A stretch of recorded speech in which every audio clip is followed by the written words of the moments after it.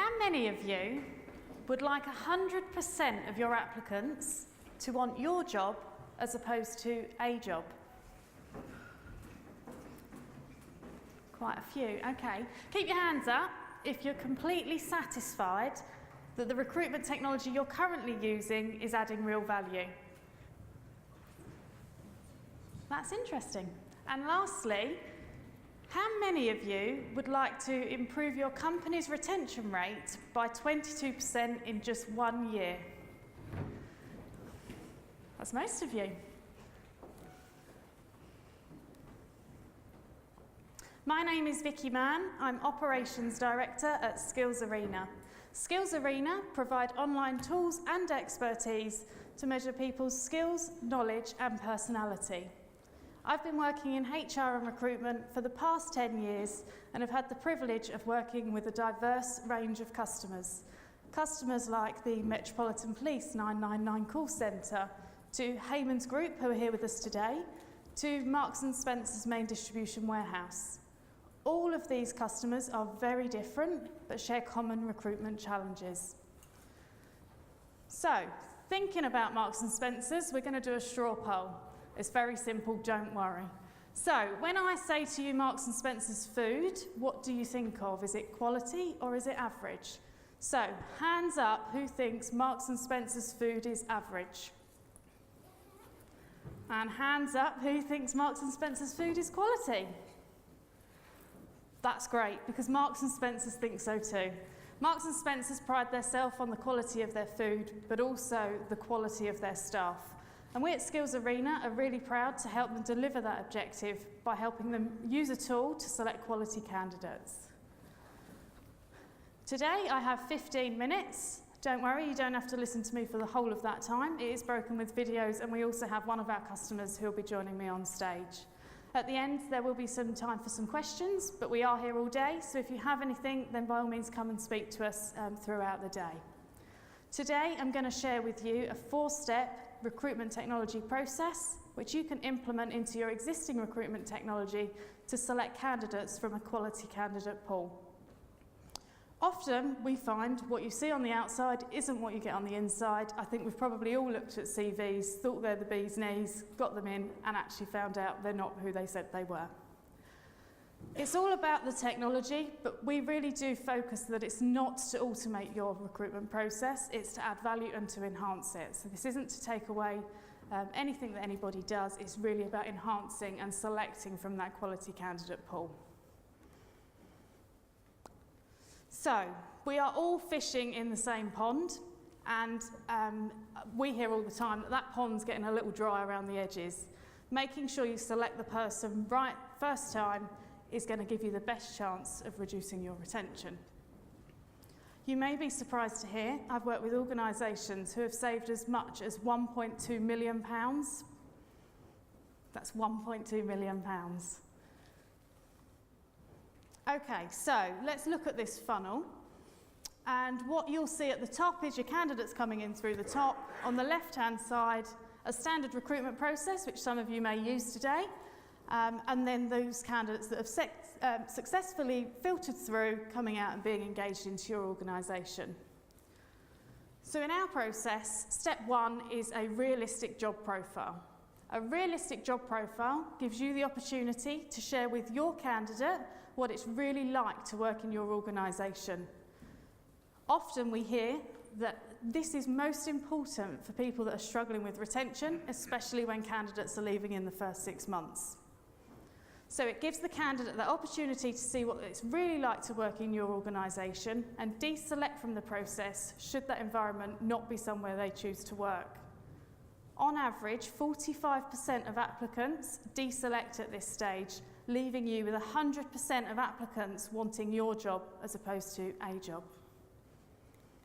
Step 2 in our process is a situational judgment test. Now you know that the candidate wants to work in your environment, you want to know whether they share your values and your culture. By providing them with scenarios of everyday tasks, you have an unbiased, consistent measure to measure their values, attitude and approach to tasks. Core skills assessments. Once you know they want to work in your environment and you like that they have your culture, your values, you need to know that they have the fundamentals to do the job. And this is actually the area that we find most people forget. It's assessing basic skills to make that person successful in the job. Nobody gets up in the morning and wants to go to work and not have the skills they need to do their job and get through the day. Making sure those people have those fundamental skills is a really important factor. And finally, step 4 in our process is personality and team fit. Making sure that person is a good fit for your organisation and isn't going to make a functional team dysfunctional.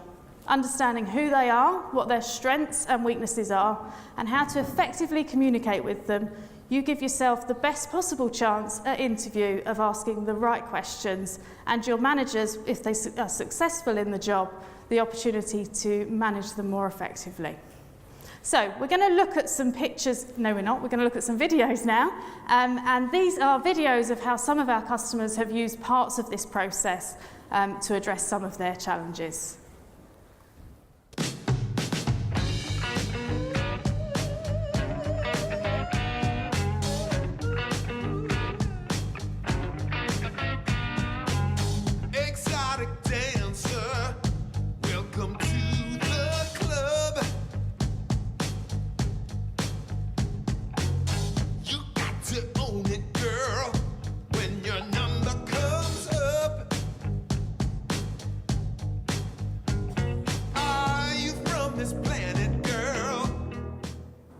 Okay, large volume recruitment. Now I appreciate not everybody needs to be recruiting 500 people each month, and everybody's challenges are slightly different. But actually, if we were to measure and put a measure in place for how much it costs us to get somebody from the beginning of the recruitment process and engaged in the business to then find out they don't like where they're working, if you added that up over 12 months, I think you'd be surprised at the figure, just like they were. So let's look at another example.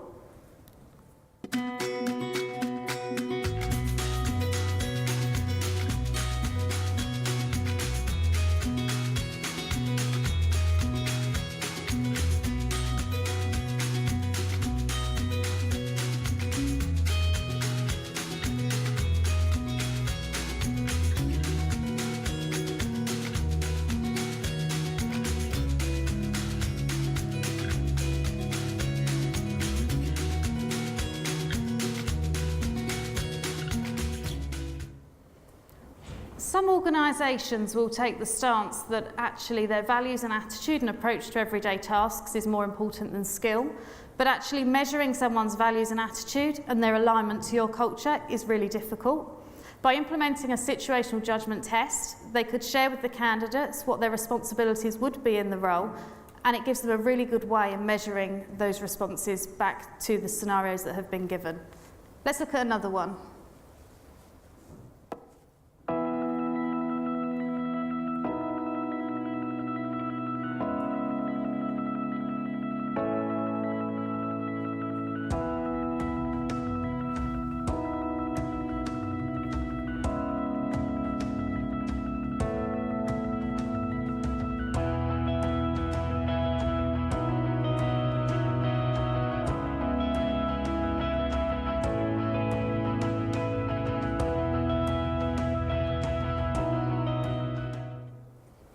Now, we may laugh when we read something like that. I could probably write a book of some of the stories I've been told, but actually it's really important to make sure that person has the right skills. Again, you go through all of that time, money and investment in getting somebody in to later find they don't have the skills you need them to have. Assessing for your English, your maths, your Microsoft, or even if it was in a call centre, assessing that somebody can answer a phone over a prolonged period and maintain their speed and accuracy is really important. So let's look at the last video.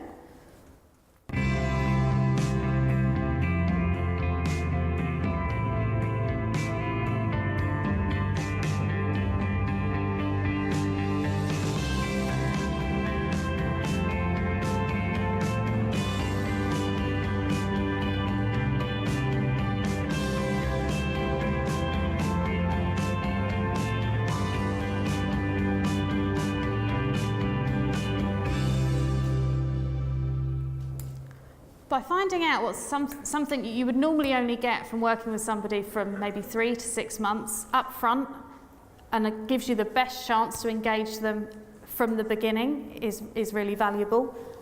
By understanding who somebody is, what their strengths and development points are, you can then choose whether that's something that you can develop or whether that's something that's not suitable for where you are in your business at the moment. Now that's all the videos that I've got to show you today, but I have got a customer here with us who's been working with us for the past 3 to 4 years and has used parts of this process in their business. I'd like to welcome onto the stage a director from Hayman's group, Miranda Hayman.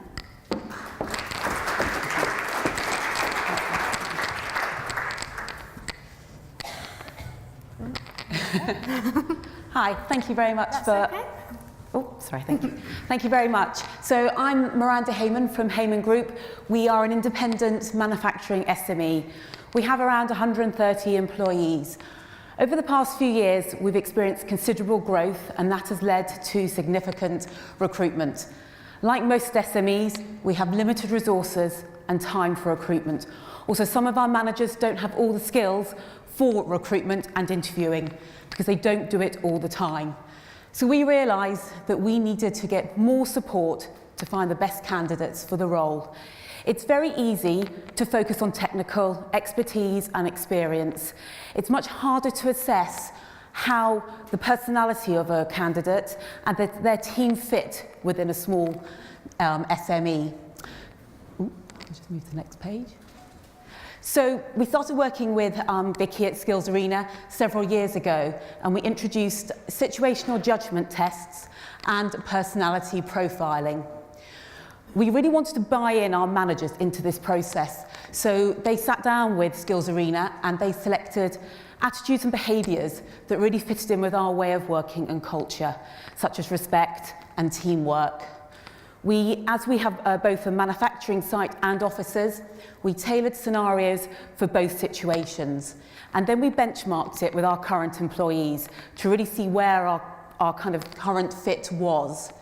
We found, so all candidates are now tested prior to their first interview. And we've seen huge benefits, both actually to the managers and also to the candidates. It really gives a snapshot or begins to give you a picture of how a candidate will deal with the scenario. And I think it's really given focus to the interview process and given confidence to the managers to actually delve a little bit deeper and ask more questions outside of that technical expertise that they probably feel more comfortable with. For second interview, we've also introduced personality profiling.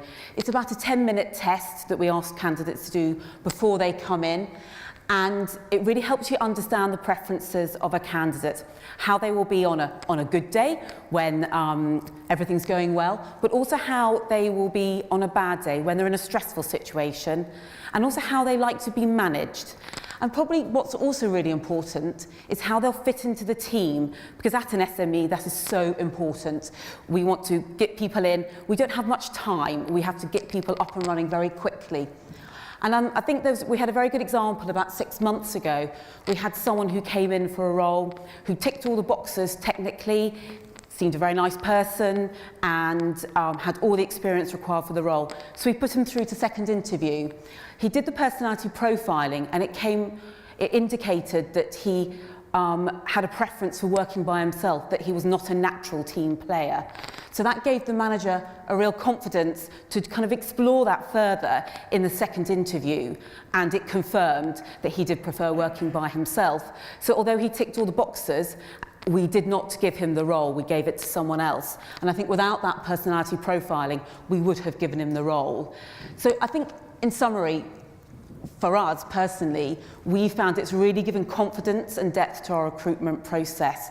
It's really enabled us to think more about who we are recruiting and look beyond just those technical expertise, the experience that you see on a CV, and delve that little bit deeper.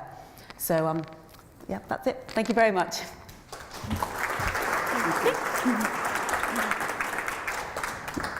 So for me, even still, I mean, I work with hundreds of customers, but it's still really great to see the benefit that brings to their organisation. And ultimately, Skillsarena provides the tools where people can go and do it themselves, or we can be engaged as much as you wish. We can become part of your team, or you can take it and deliver it as you wish. So I'm just going to recap now then. All I've shared with you today is something you've probably heard before, but it's about how those 4 simple steps can really enhance your process and not automate it. Reading a CV is one thing, but actually understanding who that person really is something slightly different. Making the invisible visible, like Miranda said, it does add value. You can then probe deeper at interview, and once they're engaged into the business, it gives you the ability to manage them effectively and understand where the development needs come from. We have brought with us today some cups. Please do come and take a cup. It may look like one thing on the outside, but what's in it may be slightly different, and I may not find my way home if you don't come and help me out with taking some of them, so please do. That's everything from me today. Thank you for listening. Thanks, Vicki.